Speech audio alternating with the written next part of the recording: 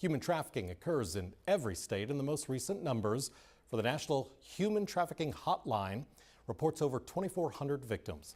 There are two types of trafficking. There's sex trafficking and then labor trafficking, but both involve the recruitment and harboring of a person for forced or coerced labor.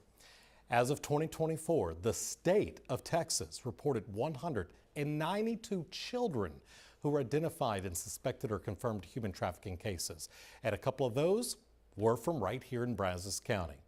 However, the scope of trafficking has been largely unconfirmed, as data has always been difficult to ascertain because of the difficulties that come along with identifying an actual human trafficking case.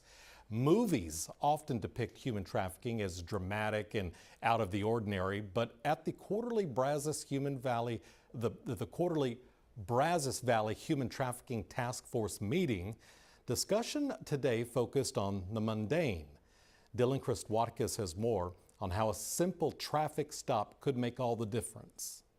Unlike what's depicted in Hollywood, the Brazos Valley Human Trafficking Task Force says trafficking is not as far-fetched as people think. It's not somebody being taken and kidnapped and put into this sort of thing. When you think of human trafficking, DPS Trooper Kyle Bradley says to think local. They're right there in front of you. They're roadside, they're at the hotels, they're at the gas stations. As law enforcement better understands human trafficking and how it works, their tactics for combating it have changed as well. It's trying to change the tune of what law enforcement probably was in the past to them, how they were treated. So now they're looking at it as somebody that they can call and they can reach out to when they're ready to receive services. Gabriel Cifuentes, an investigator for the Brazos County Sheriff's Office, says red flags during a routine traffic stop can signal human trafficking.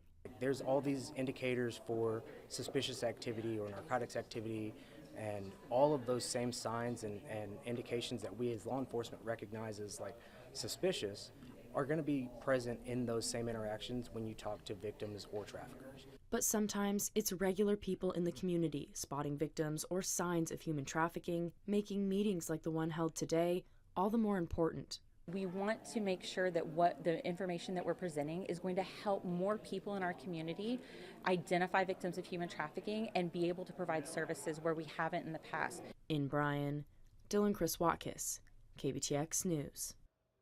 Enforcement officials say when it comes to human trafficking, if you see something suspicious, say something and report it to your local law enforcement.